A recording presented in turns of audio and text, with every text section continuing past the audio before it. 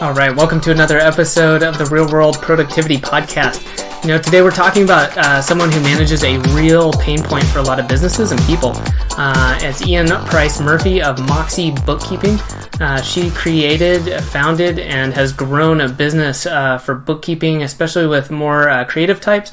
But it's a really interesting story about how she's done this and now manages over 200 accounts. So if you're interested in bookkeeping, and even if you're not, more so if you're interested in hearing kind of behind the scenes, how she's done this, how she's managed teams, including going from, having a local team to being remote, and so much more. This is a great episode, so we're just going to dive right into it. Let's go.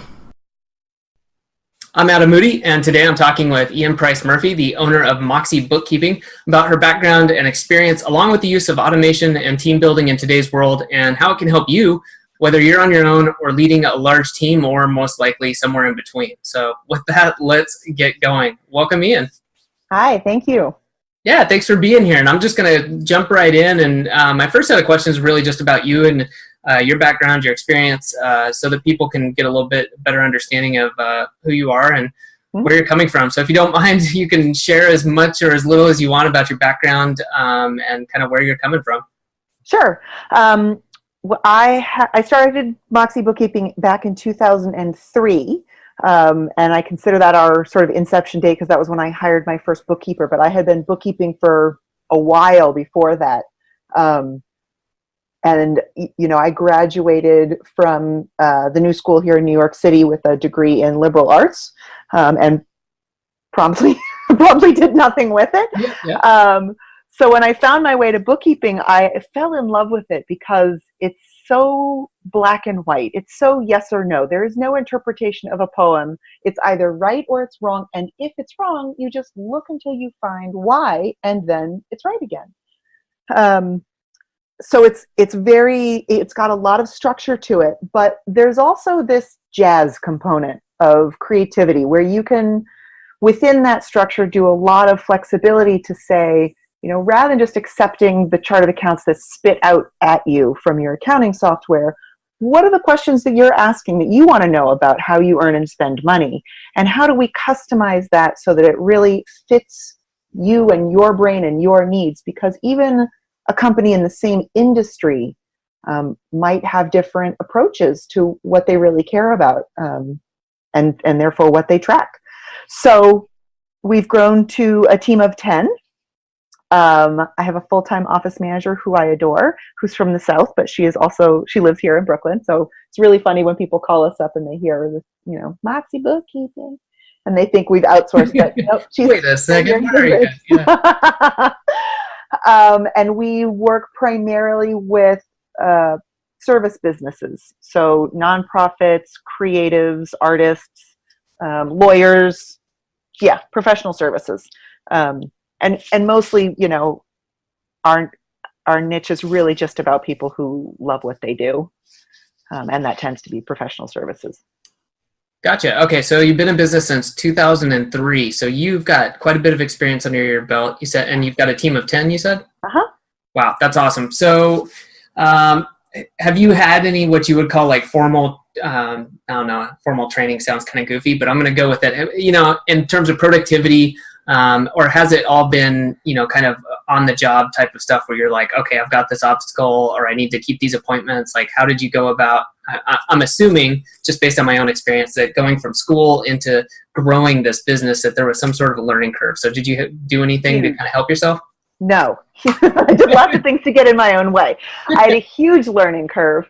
I sort of 2003, that was more than yesterday ago. So the technology at that time, like there was no cloud-based accounting.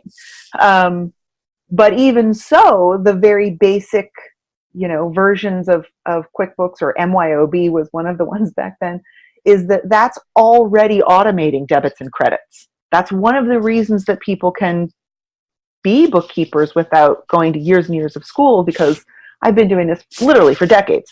I can't remember what a debit and a credit is unless I work it out on the piece of paper, draw the little T and put it on. and so you don't have to know a lot of that stuff. Like that fundamentally started as sort of a information automation. Mm-hmm. And then, so then as I've, grown along with the business, new things have presented themselves. And so I've certainly made good use of some of the resources out there. I'm constantly learning and watching things. I'm a huge fan of the E-Myth. So I did do some formal training with them, just around automation and systems, et cetera. And that was actually what led me to hire my first employee, was that I was a freelancer. And I just thought, one of these days I'm going to step sideways off a curb and twist my ankle or get hit by a cab. And then what? Mm. So I just needed to know that everything wasn't only on my shoulders. And we'd grown to the point where I had more clients than I needed. And so I was able to hire our first employee, who is still with us, which I love. And we just kind of grew from there. Gotcha. Well, man, so many questions come to mind. But let's start with the one, that's awesome. You've got your first employee still. So let's talk a little bit about that. I think this is one that people have a lot of issues with, whether it's a face-to-face employment, whether it's remote, whether it's a VA. What kind of advice would you have for people who are saying, I need to make a hire? What are a couple things that you would say, either here's what I did right or wrong, here's what I really recommend you do? I think the biggest piece of advice is know that you can do everything right and it might not work out anyways. We tend to, 10 of us, we have a core group of us that are solid and have been here for more than 5 years. And then we kind of have this rotating door of people that are either not that committed, or life happens and they need to move on, or we fire them because we're not getting what we need from them anymore. And we've had people that have started great, and then as they sort of get comfortable with us, because unfortunately my business really reflects me, and I'm one of these people that's like, I know what I'm doing. You don't need to breathe over my shoulder. Like, just give me some space, and then I'll let you look deeply at it. I want to review it with you. I want us both to agree that things were done the way that you wanted them to be done. But I need some space while I'm working. And bookkeepers tend to be very task-focused people rather than people-focused people. So I don't think that's uncommon. And that's an important thing to know too. We hire bookkeepers for their task skills, but we have bookkeepers that are incredibly talented that we try to buffer from our clients because they don't have the people skills. And honestly, at the end of the day, that's okay. Some clients don't care and they just want perfect books and don't really care if they're talking to somebody a little bit grouchy. Again, a lot of our clients are creative, so they're a little more sensitive and much more relationship oriented. So they really want someone that's going to be warm and friendly and patient. And those are our managers, that they're much harder to find people that can be on both sides of that fence. So, I think, like with everything, knowing what you need, knowing what qualities are most important, and then also just sort of understanding human nature is all really helpful for hiring. We use a lot of assessment tools. DISC was one of the big ones, which I think is one of the sort of versions of the Briggs-Meyer. Again, it's sort of outgoing or introverted, and people are task focused. But one of the ones we've actually found that we recommend to a lot of our clients is called 16 Personalities, because it's free.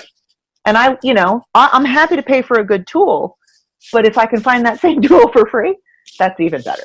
Oh, that's awesome. And that's great. I'm writing this down for sure. I haven't heard of that one. So that's great. And I'm curious, was this something you did from the start, or was this after a little bit, you're like, wow, I need to find a quick way to find out whether people are going to maybe be a good fit?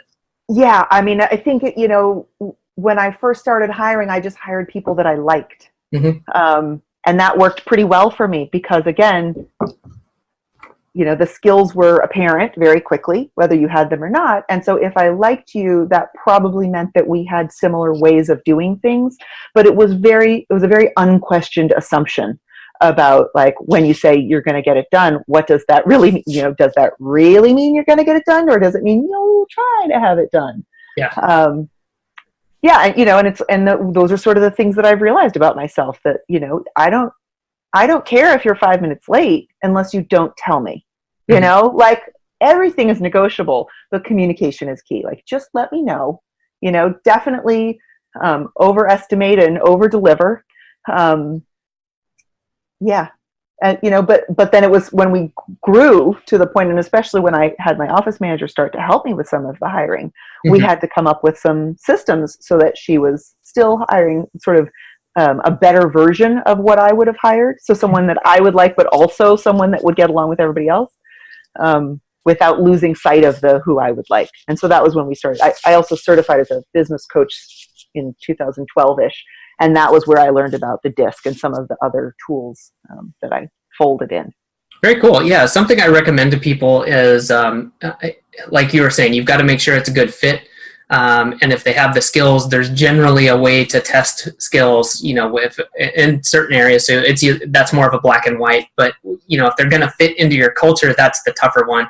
And I would almost not going to say always, because they need to have the skills. But you can, if they fit in the culture, you can teach what they need or they're lacking. Usually, I'm not saying that's the case for your business. Just in general, that a lot of people are like, well, you can do this job, great, you're hired, it's going to work. And it's like, no. Like, right. You really want to make sure that this is a good fit. Yeah, and I think the caveat on that I would put is you can, and again, this is very bookkeeping perspective, you can increase the skills, but the fundamental or underlying skill of I am an analytical thinker. I have the skill to think critically and creatively. I have the skill to troubleshoot, and make, and I've got a good, strong, logical base. I can't teach that. Yep. But if you come with that, then I can start you, as like, okay, great, let's get you introduced, simple data entry, but, above a certain level, you can improve skills much more easily than you can improve personalities. Definitely.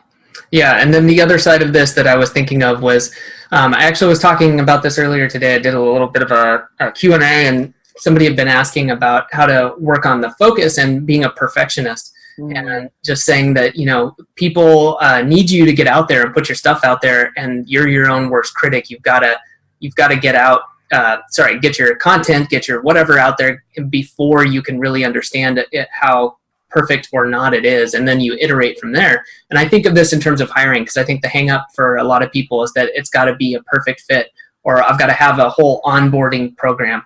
And it's like, no, you just need the 80-20 rule. Like, right. You can hire and then figure out maybe what personality test. Just start with one and find out if it works. If it doesn't, go from there. So, yeah. Yeah, because, again, you are your own personality test. You know what I mean? Like, if you walk in and someone is, like, monotone or looking at their shoes and you're a very social person, you don't need to give them a personality test to know that's not going to work out.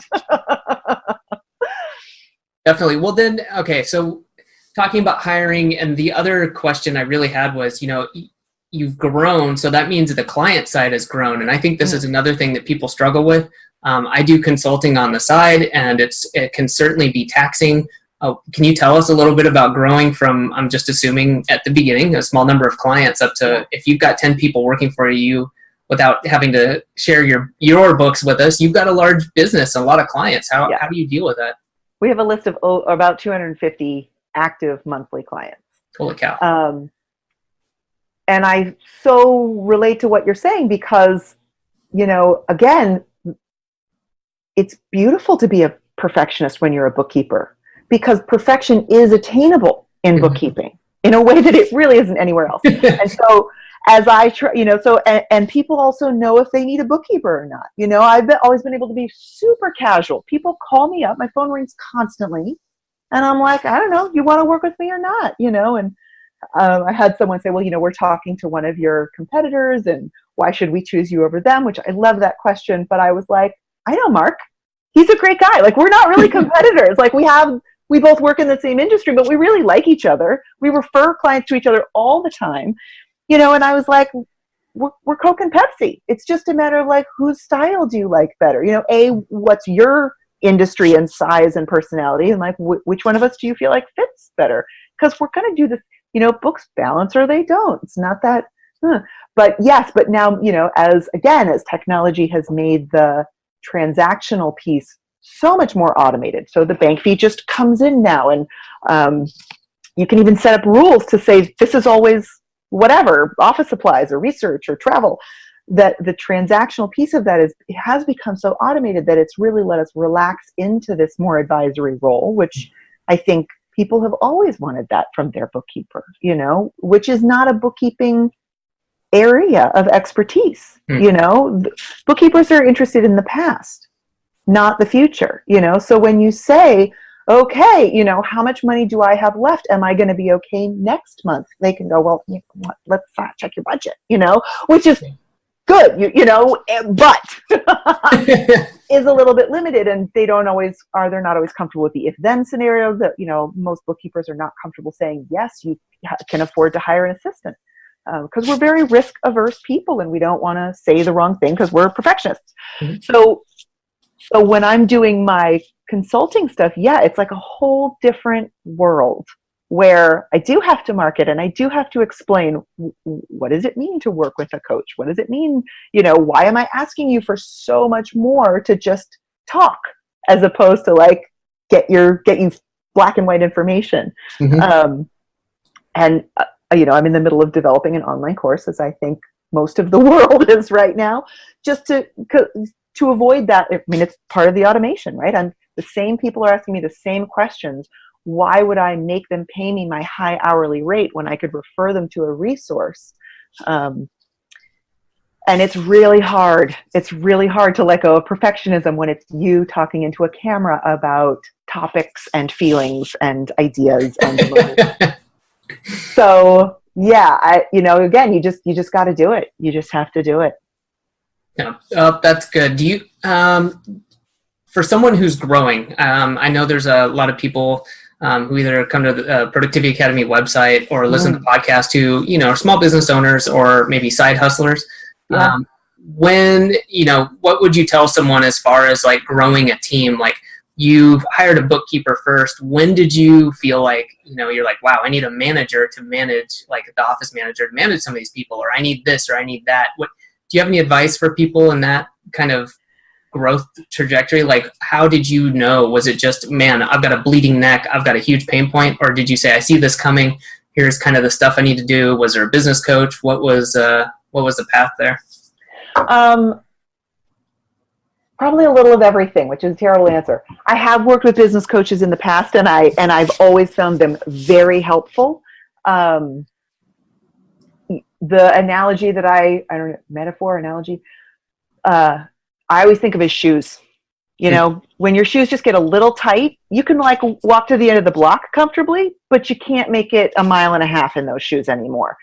So when they start to rub a little bit, hopefully before your feet are bleeding is when you go, cool, these shoes are done. They no longer fit well. I need to swap them out. I think it was the moment I was like, I need a manager was I think I spent a full day on billing. And I was like, this is BS. This is non-billable time. I don't love doing it. It felt a little ridiculous to be a bookkeeper hiring essentially a bookkeeper, because she does all of my admin stuff, but it was exactly what I needed. And she's, really grown with us to be the front line. We actually recently outsourced having our phones answered, which has also been so lovely, just in that like ways to find ways to pause, which I think is a huge theme in your productivity is like, don't stop chasing the butterflies. And so pausing the inbox, turning off the phone, all of those things are so helpful.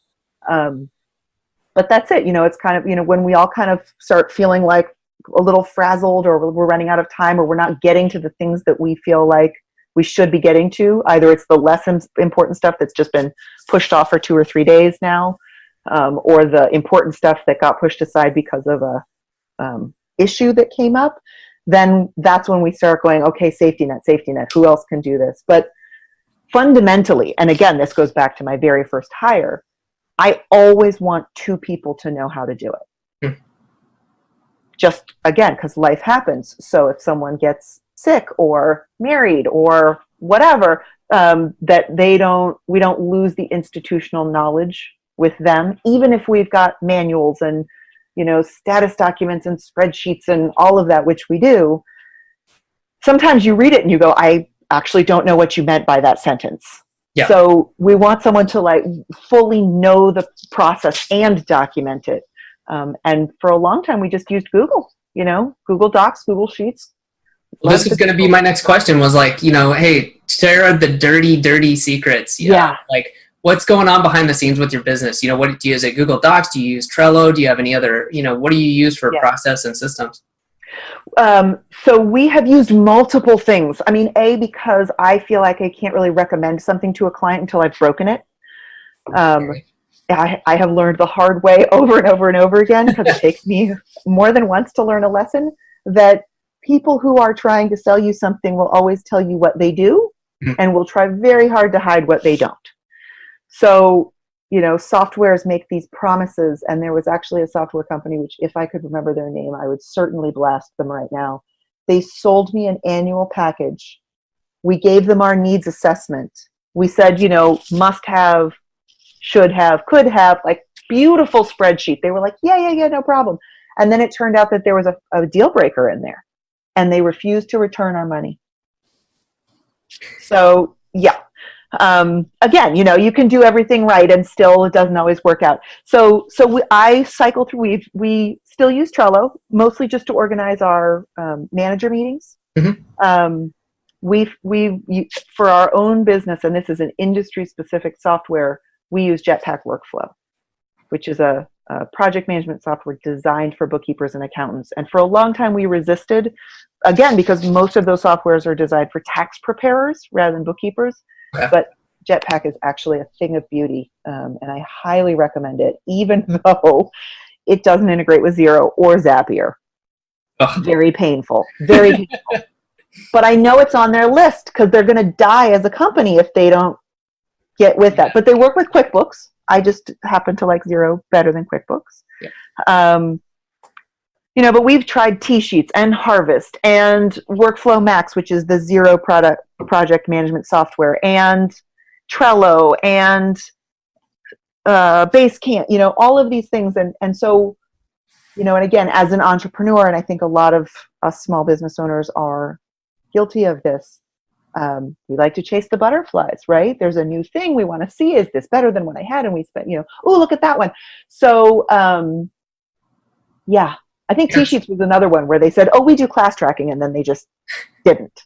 Yeah, it's always that happy medium of like, okay, you don't want to not take advantage of something that's super powerful, and just because it's new, it's not bad. At the same time, there's that huge penalty of switching systems that I forget where I read this, and it wasn't in terms of productivity, but it was just that, to try something new, it can't be 5% better. Like it's got to be 10, 15, 25, 50% better. You can't just switch for, that small increase. And I've definitely found that to be true, but you can't ignore the new things either. So, yeah. So the rule that I have applied to myself, because I am my own worst enemy, is it has to solve 3 problems. If it doesn't solve 3 problems that I currently have, meaning that my current system has not solved this yet, doesn't solve 3 new problems, I don't do it. Well, 2 maybe, but 3 is the rule. Yeah, that gives me the flexibility, right? I like that, because it's not just the one thing where you're like, ooh, but it does this. Like, no. Right. Yeah. Okay. Right. No, I like that. That's a good one. I've got a little bit different as far as like trying stuff out, but I think that's a good rule if you just need a quick go-to. So for anyone listening, there you go. I like it because it avoids that one where you're just like, it does this one thing that I want to solve. Like, yeah, that's really good. All right, so that's kind of the background process of stuff you've tried. Do you guys do you have any sort of, actually not just you guys, let's focus on you. Digital organization, do you feel like things are just crazy? Do you feel like you got a good handle on it? Do you have a system for the way you just like how you deal with, anything from receipts to your to-do list? Like, is it all over the place? What do you do? I probably have a couple overlapping systems. I mean, for the actual client work, Jetpack Workflow for sure. Yeah. For the sort of like things that come through, we use HubSpot for a lot of our sales processes, and you can add tasks and add follow-up tasks, which I really like. I still tend to use my inbox as my to-do. Another transformational book for me was Getting Things Done. Mm-hmm. And I love that system, and I love it because you can apply it 80% of the way and still get fantastic results. So, but I'm paperless. I don't want, partly because I'm mobile, I work from home some days and work our office some days, and I like to be able to work from the beach some days. So if I have to be bringing paper with me, it bogs me down. So, I mean, again, it's one of the things I love about Xero, and QuickBooks has that too. Take a picture of the receipt, or you forward it into your system and you're done. Yeah. Cool. You touched on something too. You talked about manager meetings. So I'm curious, and it doesn't have to be some deep answer, but I am interested in, a lot of people, surface level at least, I've seen who aren't running meetings. The general feeling is, meetings. And I've found them to be, they can be like one of the most productive areas when done correctly. So do you have any ways you like to run them, or you've set them up or learned to get the most from them? Well, I'm definitely an meetings person, right? I mean, I need a reason for everything. Why? Why do I have to? Then that you have to have them. So I'm curious, this is even better. What have you done to make sure that they don't take up a lot of your time, but you get the results you want? Well, I mean, for years I didn't. Yeah. Honestly, I just didn't. Yeah. And what I found was that my staff was saying to me, like, I could actually use a little input on this. And then I would be like, oh, well, I talked to Sandy about it, but I forgot to tell Tracy. So finally, when we hired our office manager, when we hired her an assistant, I was like, all right, critical mass. Like, we all need to get on the same page. So we just have a half an hour scheduled every Tuesday morning. And sometimes a few of us will sort of pre-game for any specific issue. But that's where the Trello comes from, is we just have a Trello board for our weekly manager meeting. And one of the cards is, we have a standing agenda. And then one of the cards is like, just what came up this week? So is there a question of like, hey, one of the bookkeepers was struggling with this. Do you have any wisdom to share? Or I forgot to ask you, who knows about Shopify sales tax reports, or, things that really aren't urgent that could benefit all of us by checking in about and really sharing that institutional knowledge. And if most of it goes pretty fast, we all know if there's an issue or not. Yeah. And I think we're all pretty just conscious about the time. If we get into chit chatting, I love my coworkers, which is fantastic. But we're all very task focused people. So, after about 5 minutes of like chit chat, we're like, oh, okay, let's get off the phone and get back to work. Yeah. So I don't have to crack the whip too much with like time management stuff. I think we're all very aligned with what the key role is. We're actually doing a program called Clockwork right now, which is it's awesome. I just read it. Oh, it's so good. Yeah. So we're a Profit First certified company, and so this is kind of Mike's new thing. Yeah. And it's great. And I also I find very adorable that they call it the Queen Bee role. So yeah. Everyone listening to the podcast, this will make no sense, but I'm holding up my little timular thing, and I put on, you can see this, I put on the 4 Ds on here. So I've been using that because time tracking is important, and I mean what I say. In a lot of my videos, I talk about time management, and time tracking is important, but it is a pain in the butt, and it's tough to do. And so I've been looking for a long time, and this looks to be, it's physical. I can't ignore it. I don't have to click a button or do anything. And so, but then I also don't like getting too granular. It's like, I just want to know what I'm doing. I don't need to know that I spent 54 minutes on, this website. Like, that's not useful to me. So yeah, I like it a lot. Cool. So 2 thumbs up, or rather 4 thumbs up from us. So everyone should go read Clockwork. That's by Mike Michalowicz. Yep. And Profit First, which is excellent. And actually, I've got some questions for you, Ian, on that. Maybe I'll send you an email afterwards. I've been putting it off for like a year. You'll love it.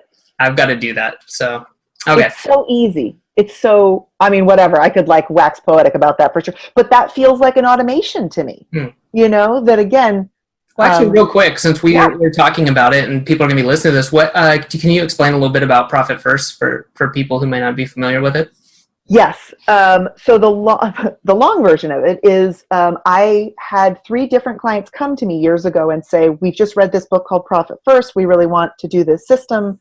I read the book, and as a bookkeeper, I thought, pish posh, this is ridiculous. You get all of this from your reports. I'm not doing it.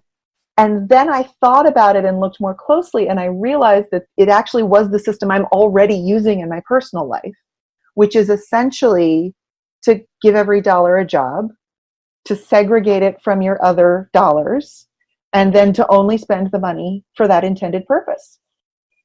So in essence, you end up not needing a budget, which is, again, beautiful, because when you talk about like, I want to know, but I don't want to get too granular. Yeah. Like, I just want to know, like, is my basics covered? Is my savings target met? And then what do I get to, like, what's my mad money? And I personally actually have a separate prepaid Visa card that I call my self-care fund. And if the balance goes above $100, I know I'm not going to yoga enough, or I'm not, taking a friend out to brunch enough. So it's really nice because it not only curbs that spending down so I don't blow it all and go crazy, but it reminds me, like, don't forget, again, stop, pause. If you don't take a breath, you're going to run out of steam, like refuel. That's really good. I like that it's got its own feedback loop built in. So totally. Yeah. So that's the gist of Profit First. Is it's an envelope system where you put your money into envelopes or bank accounts. Or I actually love the simple card where, again, there's like a safe to spend amount on there, and you set up saving goals and it will just automatically move money over. There's all sorts of ways to do it, but you just separate out what you need to spend, which in the business world includes setting aside your profit first so that you've got room to grow and, again, enjoy the business that should be supporting you. Definitely. I will be putting that back on my quarterly to-do list. So do it. There we go. So circling back, we talked about the teams. I skipped over something I wanted to ask you about. Just real quick, do you have any remote team members, or is everyone local? No. We have transformed from a 100% go to the client's office and do the work to a 98% virtual. And during that period of time, one of our managers moved to Massachusetts. 2 of our employees moved to the South. Tracy came here. And then we hired some remote people as well. So people are becoming more and more, everybody's based in the US and almost everybody's based Eastern time zone, which helps. But yeah, again, the technology has just made it so easy to be paperless that there's no reason. It's effectively a waste of time for me to go on site to a client. A waste of their time. Yeah. So when you do the manager meetings, I assume that by the name, I'm guessing it's not everybody, right? Okay. But do you guys have like a stand up or like a all hands on deck type of thing ever? Or do you just kind of go down? Like once a year. Okay. Like once a year. In general, I find that all hands staff meetings just frustrate me because it's the time that I impart what I perceive to be the most important information. And it almost never penetrates. We'll say, hey, we're now doing X, or, you'll now go to this person. We just named this person as this particular role to really, we've heard your requests. We're giving you someone dedicated to answer these questions, and they'll still ask whoever they were asking before. So, and I also I feel like, again, it's sort of I prefer the instant feedback loop, so we've got check-ins and Jetpack automates so much of that for us. We can see who's working on what, where are they at, is anything overdue, what's coming up. Yeah. And then, but especially when we're bringing someone new on, we'll have weekly check-ins with a manager in them, but I don't take part in that. Gotcha. Well, and that makes a lot of sense to me. I think that's a good way to do it. A side note that I'm curious about, and for a couple reasons, I think some people might find this interesting. Do you ever, are you approached by people who want your services? Like you said, you get people contacting you, and because by the time they know they need you, they really need you. But I am curious, are there people who are kind of technology averse who approach you and you're like, yeah, we use automation and we do all this and do that? Or is it more of, no, we just give them the end result and like they're happy with it? Or do you ever have to deal with anything like that? I think we do a good enough job of filtering those people out. Okay. We are, like I said, our our niche is really purpose-driven businesses. Mm-hmm. So when we had a local recycling group come to us and say, we can't be online yet because, our office is so far off to the river that we actually don't have internet in our office. So she just brings her laptop to us. Like, we'll make exceptions, but in general, you have to be really cool and doing something that I think is like actively saving the planet for me to make an exception like that. Gotcha. Well, that's pretty cool. They're bringing their laptop to you. That's a throwback. That's good. Right? So yeah, I mean, I think those, people that are technology averse just don't love us because we immediately say we only work in the cloud, Gotcha. Yeah, that makes sense. So kind of self-selecting. So. All right, to take a really big tangent here, I, somehow had never asked somebody on the podcast this, and I just was kicking myself. So I'm just curious, what do you do for fun? Oh, such a good, nothing, honestly, nothing, and a whole lot of it. In the literal sense of when it's like fun time, you just want to sit there and like stare at a wall, or you never? Sometimes I will just chill. Yes. All right. Yeah, the best part of my day is actually dog sitting my neighbor's dog. I'm totally in love with her dog. And my husband is a dog walker, so we dog sit all the time. So, awesome. Playing with other people's dogs is one of my favorite activities. So I've got to ask then, do you have a dog yourself? We don't. That's awesome, because then you're like the cool aunt and uncle, and you can just be like, oh, yay. That's awesome. And then go on home now. Yep. Yeah, it's wonderful. It's wonderful. So. Good deal. Well, kind of steering it back, I was just curious. I had to know. So one more question about you in terms of business. If you could go back a few years, what do you think you would tell yourself to kind of help yourself the most? Maybe let's just put a date on it. We'll say you go back in time 5 years. What would you kind of tell yourself? Hey, start doing this or don't do that. I would actually start with that solve 3 problems rule. I would try to apply that rule way sooner than just being like, well, maybe this will work, And again, back then, well, maybe not, maybe 10 years now, 5 years. Xero's been around for a minute, but several years ago, QuickBooks was the only viable option, and so there really wasn't any problem to solve around that, which was interesting. And so either things worked with QuickBooks or they didn't. And now the world has just exploded into apps and sites and all of these things, each one with their own particular sparkle. But yeah, I think, I even in terms of hiring, what is this role? What are the 3 problems this role is going to solve? And they may all be related, service my clients, keep them happy, give me more free time, and take some weight off my shoulders. That's 2.5 problems right there. Yeah, or 3.5. I don't know. That's good. I think I'm going to work this in. I've got a little way for evaluating tools, but I do like this in terms of having a more clear-cut metric, I guess, so that you can use this, because you could use this for tools, you could use it for hiring. So it's a starting point, right? And then once you go, yes, it solves 3 tools, then you can get back to okay, is it the right 3 problems? Oh yeah, I'm like totally self-promotional here. I have my little focus finder thing, and like, it's a lot of the times it's going through the exercise that points you in the right direction. Right. Sitting down and saying, okay, here's my metric. Okay, yeah, it doesn't fit perfectly, but now I understand what the actual deal is. I can now make a choice. So, yeah. And to tangent myself, I think that's what draws me to your content over and over again, is that theme of slow down to go fast, Yeah. Yeah. Or I think I don't know if it's some military saying, I'm going to get the branch wrong, but slow is smooth, smooth is fast. Ooh, that's good. I haven't heard of that. Yeah. Although, I like what you said, the go slow to move fast. I was like, I might get a bumper sticker and put that. I'm just going to look at me kind of weird and be like, what are you trying to say? Oh, man. All right. Well, we've got time for one more question. I'd really like to ask you this. It doesn't have to be about productivity. If it is, that's great. But what book or kind of media or anything do you recommend the most to people?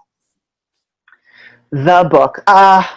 And I let people get away with several if you can. Yeah, I was going to say, people often ask me what are my top books. And for me, if you have not read The E-Myth, Getting Things Done and Profit First, you are doing your business a disservice.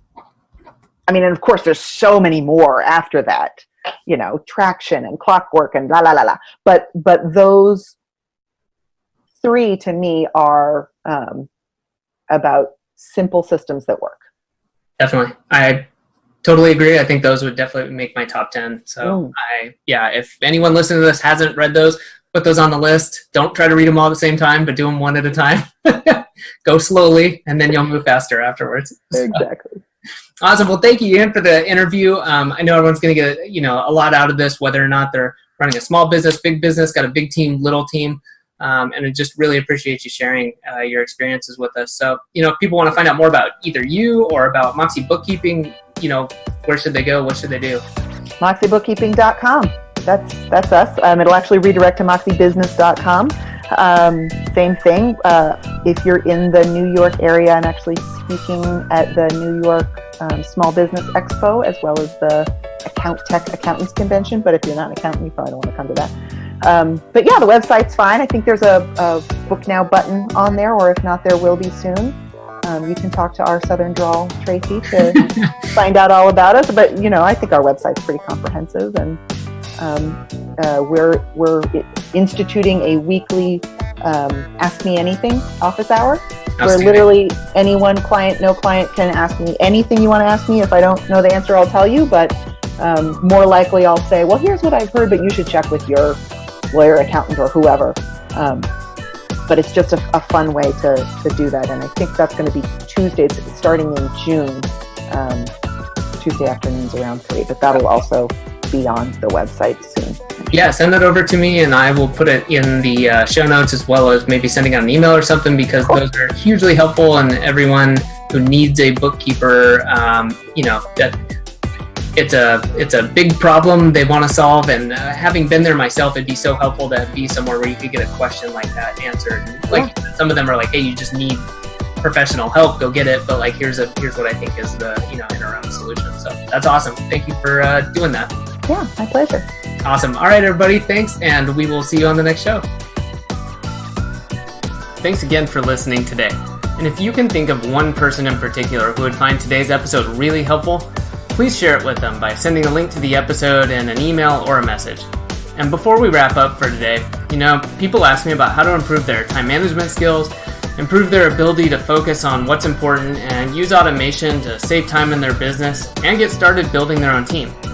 And if you're a bit like me, it's nice to have a bit of a guide or outline to help with areas like this, which is why I created The Foundation, to help listeners get a solid framework or foundation to help them be more productive so that they could grow their business, improve their lives, and do it all with less stress and time involved. If that sounds like something you'd like to do, then head to productivity.academy/thefoundation and get started.